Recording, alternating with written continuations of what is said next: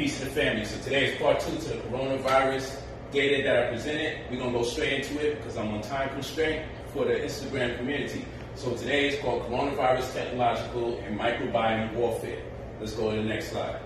So I'm not even going to play with you. You got to bust our gun when it comes to this information.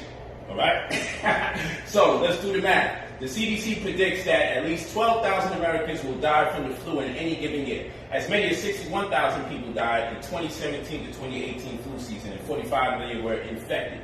And it's even worse when a new type of flu virus comes. You read the rest. Here, and this comes from usnews.com, just give you a point of reference. Here's another reference right here. What is sparking the fear of novel coronavirus? According to the latest reports from the U.S. Centers for Disease Control and Prevention, CDC, influenza has caused the deaths of between 10,000 to 25,000 Americans, hospitalized 180,000, and sickened 19 million so far in 2019 to 2020 season. So here we got 19 million people that were sickened by influenza, and we ain't go through this pandemic. Because remember, it's outbreak first, then it's epidemic, then it's pandemic. So we're going to go forward. I just want you to take these things into consideration, that these numbers are obviously way more detrimental than that of what we're dealing with today. Because it'll tell you right here, after all, coronavirus, on the other hand, has killed about 900 people worldwide.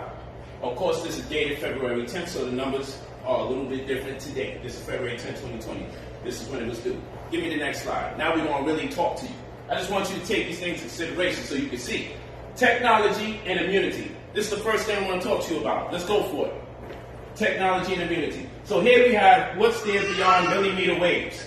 Non-ionizing and ionizing. So it's non-ionizing, it's not supposed to affect it. So right here we see cell phones along with what? Microwaves, satellites. All of this is supposed to be non-ionizing, meaning it's not supposed to affect our body. But they will tell you don't stand in front of a microwave, especially if you're conceiving. And microwaves are running concurrent with the cell phones. So are the cell phones causing damage or not? Because it's in the same realm and the same spectrum as the microwave. But let's go to the next one, because this is when it's really going to get good. Remember, I'm on time constraint. You can play this back, you can pause it from talking fast. Let's keep it going. Radio frequency waves possibly carcinogenic to humans, meaning cancerous. I want y'all to see where I'm going with this. We're going to cut right down here to the Lancet Oncology. I want y'all to look up this article. The references are here. Type this up and read the experiment. The scientists looked at one cohort study and 5 case control studies in humans, each of which was designed to investigate whether there's a link between cell phone use and glioma, a cancer of the central nervous system. A team concluded that based on the studies of the highest quality, a causal interpretation between mobile phone, radio frequency, or electromagnetic frequency exposure and glioma is possible. So they found a connection between the 5G network and glioma, which is a cancer that destroys the central nervous system. You can look up the reports yourself, so don't let people make you sound like you're a conspiracy theorist if you're talking about the 5G network and coronavirus. But you might be saying, well, how are you going to jump to coronavirus after this? So let's go. Go to the next slide. Let me talk to you. Let me really talk to you. This is going to get real interesting. Right here, high-grade glioma, mimicking acute virus or viral encephalitis. So I said, oh, sweat. This is a cancer due to 5G that mimics a virus. This is a cancer that mimics a virus called encephalitis. But then I said, let me go a step further. I wonder if encephalitis mimics or the symptoms run concurrent with what? Let's go to the next slide. See, I don't do conspiracy theory. Coronavirus and encephalitis, let's do this. The Encephalitis Society, the symptoms are similar to other illnesses that are not much more common, such as cold and flu, if you think you may have COVID-19. So let's stop. You can see this, encephalitis.info blog coronavirus. So here it is, the 5G implication is the destruction of the central nervous system by way of a cancer called glioma that mimics the viral symptoms of encephalitis, which mimics the viral symptoms of coronavirus. I hope you walk with me, you play back. If this is over your head and went too fast, pause it and play the damn game back. But I'm not into conspiracy theory. Let's go to the next one. I'm going to go a step further with the research. Let's go here. This is beautiful. Go to the next one. Wow, look at this. In 1894, 1895, Marconi developed the first practical radio transmitter receivers. They went commercial. It went into commercial use in the 1900s. Bang, Spanish flu, 1918. So radio waves, 1900, Spanish flu, 1918. Where? China. America and China is always battling each other for technology. China's always getting the drop on us, but at the expense of the people. Go to the next one. That was China, Spanish flu. Wow, Hong Kong flu. So now we're talking about what? Radar waves. I want you to read this whole thing at your leisure on your time. It was introduced in 1935 by the British physicist Sir Robert Watson. But by the time 1964 coming in, it is major commercial now. Now they got the Doppler radar, and guess what? Guess what? Hong Kong flu comes about in 1968. 1964, 1968. This time it's radar frequencies. Hong Kong is where? Part of China. And they seceded China in 1997, so they're no longer part of it technically, but we're talking about the same geographical locality. This time it was part of China. China again is the culprit. But this time it's Hong Kong flu. These were all pandemics, people. Let's go to the next one. Are we seeing a pattern here? The pattern is every time they introduce new frequencies, a new virus comes about.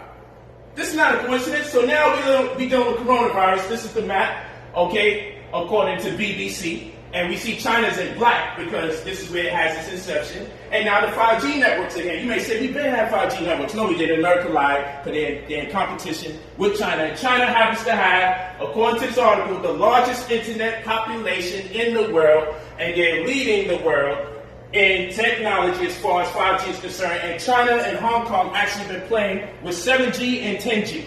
Okay? So the largest internet population in the world is leading. According to CNN, boom, we have here, North Korea, North America, Korea, China, 10G service launch in August, opening the ceremony planned September 5th, September 6th, 2005 in Seoul.